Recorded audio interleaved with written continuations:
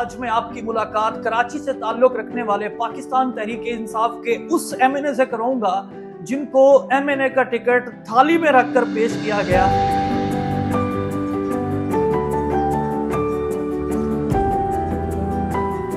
इनका लाइफस्टाइल क्या है, कितनी गाड़ियां हैं, क्या बिजनेस है। मेरी मुराद the one and only from Karachi mister Faheem Khan. और बिजनेस जी मेरा कस्टम क्लियरिंग फॉरवर्डिंग का है, इंपोर्ट का बिजनेस है। गाड़ियाँ वगैरह तीन गाड़ियाँ हैं मेरे पास, एक मोटरसाइकिल है और बस इसी तरह गुजर बसर कर रहे हैं।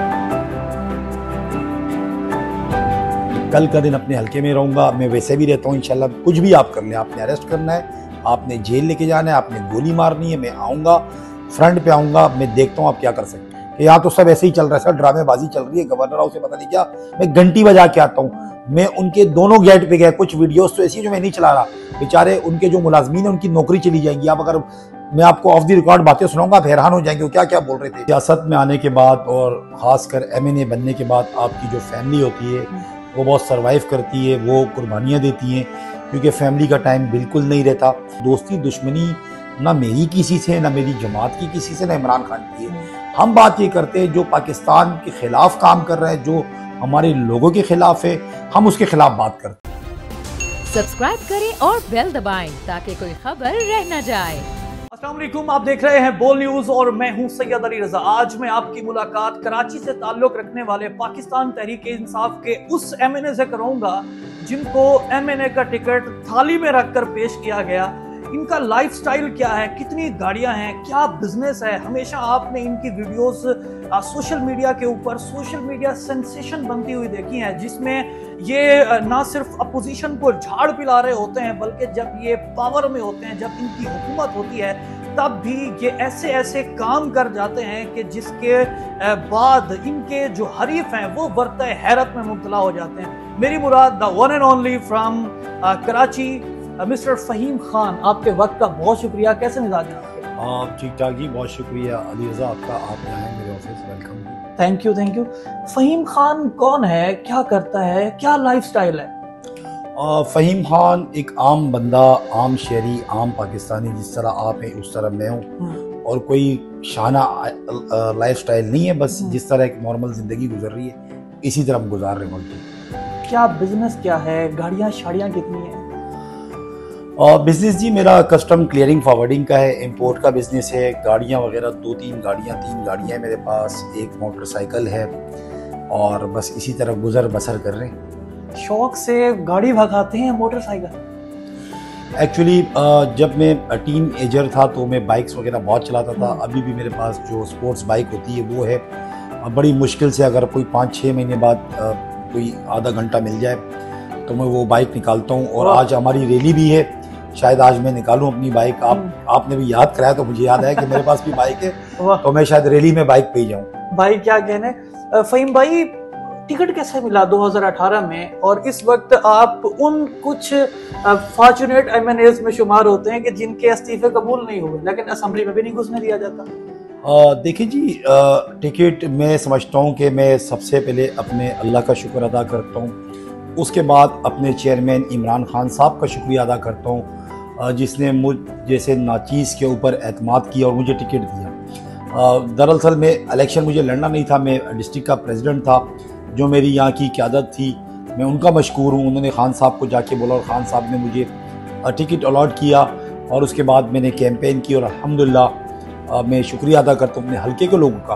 उन्होंने मुझे वोट दिया और जितवाया और अल्हम्दुलिल्लाह अभी भी मैं अपने हल्के में बैठा हूँ और अपने लोगों में रहता हूँ और अपने लोगों में रह के मुझे बड़ी खुशी महसूस होती है। लोग टिकट ना मिलने पर बरहम होते हैं और चहमे गोया करते हैं और फिर लॉबिंग अपने खिलाफ अपने हक में करवाते हैं। आप वो एमएनए बनेगे जब आपको टिकट अनाउंस हुआ, आपने उसके बाद फटा डाल दिया कि ये क्या कर दिया, मुझे क्यों टिकट दे दिया? हाँ देखिए जी, ये बिल्कुल सच है, क्योंकि मेरा कोई सच ऐसा नहीं था कि इलेक्शन मेरा कारोबार था, कारोबार चलता था, तो जाहिर सी बात है सियासत में तो आके लोगों के कारोबार बढ़ जाते हैं, लोग बड़े मज़े में आ जाते हैं, पैसा भी कमाते हैं, पैसा आता है। तो यहाँ पीटीआई में ज़रा उल्टा होता है, क्योंकि हम जब सियासत में आए तो हमारा कारोबार बैठने लग गया, क्योंकि कारोबार टाइम मांगता है। टाइम पार्टी को दे रहे थे, उसके बाद जब एमएनए बने तो बिल्कुल वो थोड़ा बहुत टाइम भी था वो भी चला गया। अब कारोबार वो रहा नहीं जिस तरह हमारा कारोबार था, और आजकल जो मुल्क के हालात है वो तो वैसे ही जो अल्लाह रहम करे पाकिस्तान के ऊपर।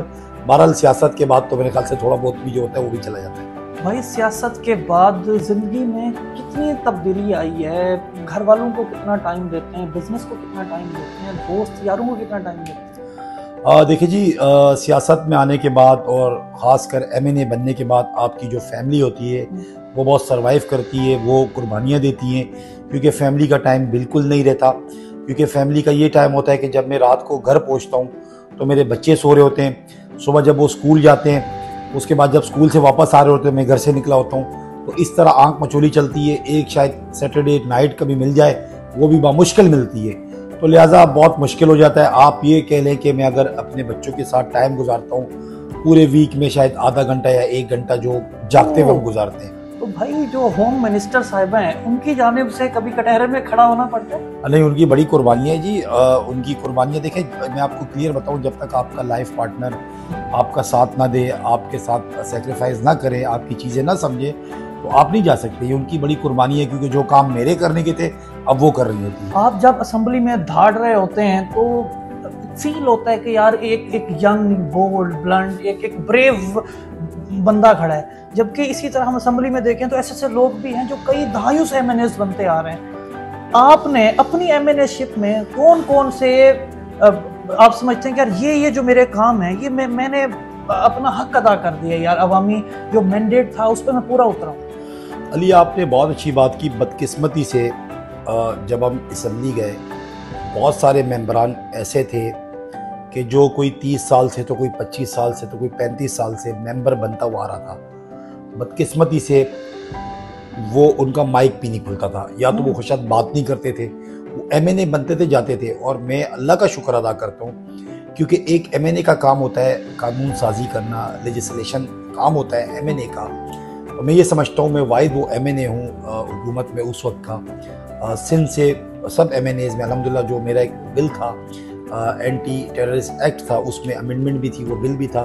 अल्हम्दुलिल्लाह वो बिल पास हुआ हमारा, वो आया। उसके बाद सिटीज़न का बिल था, वो अल्हम्दुलिल्लाह मैंने पेश किया। और इसके साथ साथ कोई भी इश्यूज़ कराची के होते थे, कॉल अटेंशन नोटिस हम उसी टाइम लगाते थे। कमेटी जो स्टैंडिंग कमेटी होती थी, हमारी फाल कमेटियाँ थी जो यहाँ कराची में कारोबारी हजरात का भी, देखिए कराची एक हब है, कराची से रेवेन्यू जनरेट होता है। कराची 65% रेवेन्यू जो है वो वफाक को देता है, कोई 90% सिंध को देता है। कराची का जो कारोबारी तबका है वो बेचारा पिसता था। मैं खुद एक कारोबारी शख्स हूँ, मेरा उठना बैठना था, जो उनकी तकलीफ थी। पहली दफ़ा ऐसा हुआ कि हमारी जो स्टैंडिंग कमेटी होती थी उसकी मीटिंग हम कराची में करते थे, और जितने ये आपकी एसोसिएशंस होती थी, आपके चैम्बर्स होते थे, फेडरेशन होती थी, उस मीटिंग्स में आती थी, उनके मसले वहीं हल करते थे जिस इदारे में होते थे।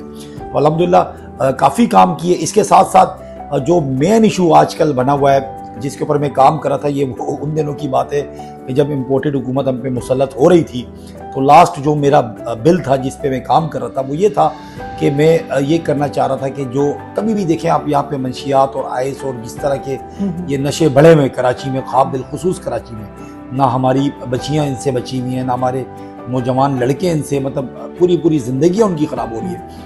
उस पे जो है मैंने एक ला रहा था कि कभी भी कोई पुलिस वाला अगर उनको पकड़ता है, पुलिस वाले को सेक्शन पता ही नहीं है, वो 2 हफ्ते बाद बाहर निकल के वो दोबारा यही धंधा स्टार्ट कर लेता था, या तो पैसे दे के, या तो पुलिस को सेक्शन नहीं पता थी, या तो जानबूझ के, या तो अनजाने में वो बाहर आ जाता था।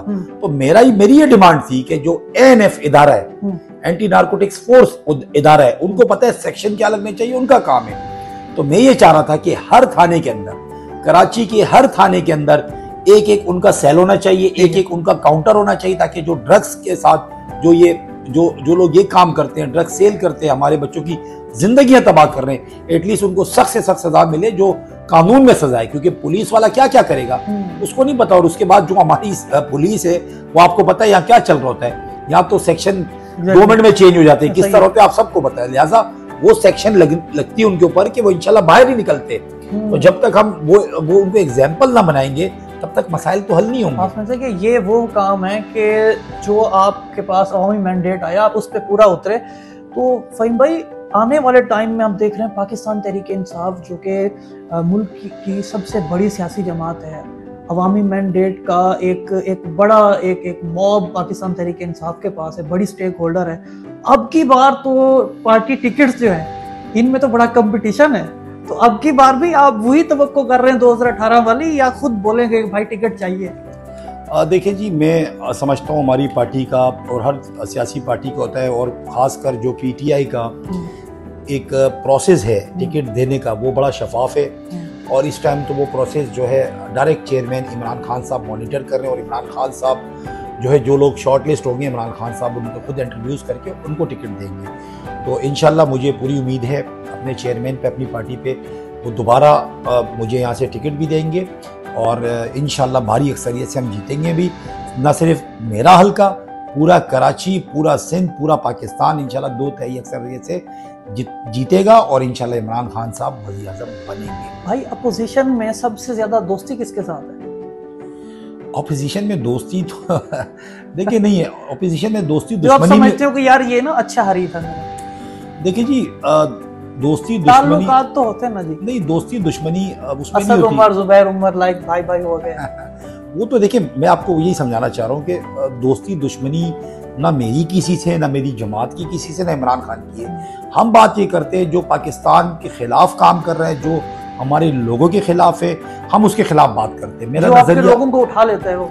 देखिए जी, जो लोगों को उठा लेते हैं उन्होंने क्या किया, उन्होंने खौफ ही खत्म कर दिया है, लिहाजा हमारा खौफ का बुत टूट चुका है। जो इमरान खान कभी अपोजिशन की जानिब से ये कहा गया यार ये क्या मस्तियाँ कर रहे हो, कभी जाके आप गवर्नर हाउस का घंटा बजाते हैं, कभी इस तरह के ये जो चौंचले हैं, ये अवामी चौंचले हैं, या दिल करता है आपका कि यार थोड़ी एक्टिविटी होनी चाहिए? इस पे तो मीम्स भी बनते हैं, इससे टिकटॉक के ऊपर लोग टिकटॉक्स भी बना रहे होते हैं। देखिए, कोई भी चीज़ अली रज़ा ऐसी नहीं है कि जो मैंने जाके की हो। हाँ, मैं वो ज़रूर काम करता हूँ जो, अगर देखे शहबाज शरीफ ने कहा था कि बेगर कांट बी चूज़र, तो मैंने उसके मुंह पे कहा कि आप भिखारी होंगे, हम तो भिखारी नहीं, हमारी कौम को आपने भिखारी क्यों बोला? अगर आप गवर्नर साहब की बात कर रहे हैं, गवर्नर साहब कह रहे हैं जी घंटी बजाएं, घंटी, सीरियसली मैं गवर्नर हाउस आज गया, मैं इसलिए गया कि कराची की गिनती पूरी नहीं है। जो गैस के मीटर लगे हुए उस पर 500-500 रुपया रेंट बढ़ गया है। मुझे बताएं गरीब आदमी कहाँ जाएगा? गवर्नर वफाक का नुमाइंदा होता है। मैंने कहा शुक्र है जी कोई घंटी लगी होगी, मैं घंटी बजा के आता हूँ। मैं उनके दोनों गेट पे गया, कुछ वीडियोस तो ऐसी जो मैं नहीं चला रहा, बेचारे उनके जो मुलाजमीन है उनकी नौकरी चली जाएगी। आप अगर मैं आपको ऑफ द रिकॉर्ड बातें सुनाऊंगा आप हैरान हो जाएंगे वो क्या क्या बोल रहे थे कि यहाँ तो सब ऐसे ही चल रहा है, सर ड्रामेबाजी चल रही है, गवर्नर हाउस से पता नहीं क्या, और गवर्नर हाउस में ही नहीं था। तो फिर जब मैंने देखा घंटी बहुत ढूंढी, घंटी नहीं मिली, फिर मैंने सोचा अब घंटी तो नहीं मिली, घंटा बजा देता हूँ। फिर मैं घंटा बजा के आ गया। जाते जाते कोई पैगाम जो जवान आपको देख रहे हैं, जो आपको पाकिस्तान तहरीक इंसाफ के वोटर सपोर्टर देख रहे हैं, या जो पाकिस्तानी आपको देख रहे हैं? देखिए जी, मैसेज सिंपल है कि सबसे पहले पाकिस्तान, सबसे पहले पाकिस्तानी, उनका आपने ख्याल करना है, उनके लिए निकलना है आपने। और ये जितना कर ले, जो चीज़ें मुल्क में चल रही है जितनी कर ले, इंशाल्लाह ये ख़त्म होनी है। इमरान खान ने आना है, और आप लोगों से गुजारिश है प्लीज़ आप लोग ये ना कहा करें कि हमारे होने से क्या होता है, एक एक शख्स के होने से होता है। आप अपने हिस्से का काम करें, मैं अपने हिस्से का काम करूँगा, अली अपने हिस्से का काम करेगा, तो तब जाके चीज़ होगी। आपने निकलना होता है, आप निकलें। जब आप नहीं निकलेंगे तो आपसे कम तरह की आप पे हुक्मरानी करेगा। आप मुज़ाकराती कमेटी का हिस्सा थे, इलेक्शन होते हुए नजर आ रहे हैं? मैं मुज़ाकराती कमेटी का हिस्सा नहीं था, मैं बस वो सीनियर मुझे साथ ले गए थे उस दिन। तो देखें जी, इलेक्शन हम तो चाह रहे हैं, हमारी नेक नियति है। इलेक्शन जमहूरियत में इलेक्शन होते हैं, मुल्क के आइन में इलेक्शन लिखा हुआ है, वाज़ा लिखा हुआ है कि जी 90 दिन में आपने इलेक्शन करवाने। हम तो जो चीज़ आइन में, और हम पाकिस्तान को मानते हैं, पाकिस्तान के आइन को मानते हैं। हम समझ रहे हैं चीफ जस्टिस साहब जो है पूरे मुल्क को इस टाइम आइन के साथ, और आइन जो रखवाले हैं जो आइन का तहफ़्फ़ुज़ करेंगे वो चीफ जस्टिस साहब है, उनके साथ खड़े। आज भी हमारी रैली है, इज़हार यकजहती उनके साथ करें, ताकि आइन के मुताबिक फैसले हों, और ये मुल्क आइन के बगैर नहीं चल सकता। कल का दिन अपने हल्के में रहूँगा, मैं वैसे भी रहता हूँ इंशाल्लाह। कुछ भी आप कर लें, आपने अरेस्ट करना है, आपने जेल लेके जाना है, आपने गोली मारनी है, मैं आऊँगा, फ्रंट पे आऊँगा, मैं देखता हूँ आप क्या कर सकते हैं। इन्होंने क्या किया है, इन्होंने यहाँ का SHO चेंज कर दिया, यहाँ का SSP चेंज कर दिया, ज़ाब्ता अखलाक की धज्जियाँ इन्होंने उड़ा दी इलेक्शन कमीशन की। इलेक्शन कमीशन को हमने लेटर लिखा है, इलेक्शन कमीशन ने IG को लेटर लिख दिया। यहाँ पे पूरा एक सिस्टम काम कर रहा है। जो यहाँ के सूबाई मिनिस्टर है वो आके, मैं आपको अगर मैसेज दिखाऊँ, लोगों ने मुझे मैसेज किए बल्कि कमेंट्स किए फेसबुक पे कि फ़हीम भाई यहाँ तो मिनिस्टर आके जो है बैग जो पैसों का बोरा है वो खोल के बैठे हुए हैं, लोगों का वोट आप कुछ भी कर ले, ये इमरान खान के लोग हैं, ये पाकिस्तानी है, इंशाल्लाह ये इमरान खान के साथ करेंगे। भाई अपना भी दिल करता है कि अगले टेन्योर में हम भी मिनिस्टर हों। देखिए जी, ये पार्टी का फैसला है, पार्टी अगर समझती है जी। वाइब्स आ रही है। देखिए मैं सच बताऊं, ऐसा सच कोई मुझे ना इसका शौक है ना मुझे, देखिए इज्जत जिल्लत जो है वो सीट में नहीं होती, वो अल्लाह पाक देता है। इमरान खान प्राइम मिनिस्टर था, प्राइम मिनिस्टर से जब कुर्सी से उतरा इमरान खान को अल्लाह ने बहुत इज्जत दी। शहबाज शरीफ कुर्सी पे रह के अल्लाह पाक ने उसको इज्जत नहीं दी, जगह जगह लोग उनका मजाक उड़ा रहे, पूरे पाकिस्तान का मजाक उड़ा रहा है। जिस तरह कल बिलावल साहब जो है गोवा गए थे, मुझे बताया आज आप इंडियन चैनल उठा के देख ले, हम तो बात नहीं करते, हम तो पाकिस्तान के साथ खड़े। आप देखिए उन्होंने कितना मजाक बनाया भाई, मजाक उड़ा दिया हमारे पाकिस्तान का, हमारी कश्मीरी। हम आप बात करते हो, आपके तो कश्मीरियों के कमर पे छोरा गोपा है। लिहाजा इज्जत जिल्लत जो है वो कुर्सी में नहीं होती, वो अल्लाह देता है, आपने फैसले हक के करने होते हैं। बिल्कुल जी, हक के फैसले हक की बात होनी चाहिए। हमेशा अग्रेसिव, बोल्ड, ब्लंट और एक डिफरेंट मूड में रहने वाले फ़हीम खान से आज हमने थोड़ी लाइटर मूड के ऊपर बात की, ये जानने की कोशिश की कि फ़हीम खान अपनी लाइफ कैसे गुजारते हैं, लाइफ स्टाइल क्या है और कैसे शब रोज़ गुजारते हैं। इसके साथ मुझे दीजिए इजाज़त और देखते रहिए पाकिस्तान का नंबर 1 न्यूज़ चैनल बोल न्यूज़। हवाए नफ्स की है हुक्मरानी, लुटेरा कर रहा है पासबानी। बोल न्यूज के मार्केटिंग हेड आकाश राम ताहा लापता, तफ्तीशी इदारे जवाब देने से कासिर, अहले खाना परेशान, बेटे की जुदाई में माँ गम से निढाल। जो बच्चो हिंदू पर आए थे जो को पाकिस्तानी, मुझे मेहरबानी करे पंहिंजो आकाश वापस कयो। अमेरिकी सेनेट में कांग्रेसमैन की आकाश राम के अगवा के खिलाफ पुरजोर मुजम्मत। And I, of course, have been concerned about some of the terrible disappearances, some of the abuses of human rights in Pakistan. United nation ने भी आकाश राम की बाजियाबी के लिए मौसर इकदामात उठाने का इंदिया दे दिया। आलमी सहाफती तंजीम और इंसानी हुकूक की आलमी तंजीमों की भी आकाश राम के अगवा की मुजम्मत। उफ क्या जुल्म है, बोल इंसाफ का मुंतजिर। सब्सक्राइब करें और बेल दबाएं ताकि कोई खबर रह न जाए।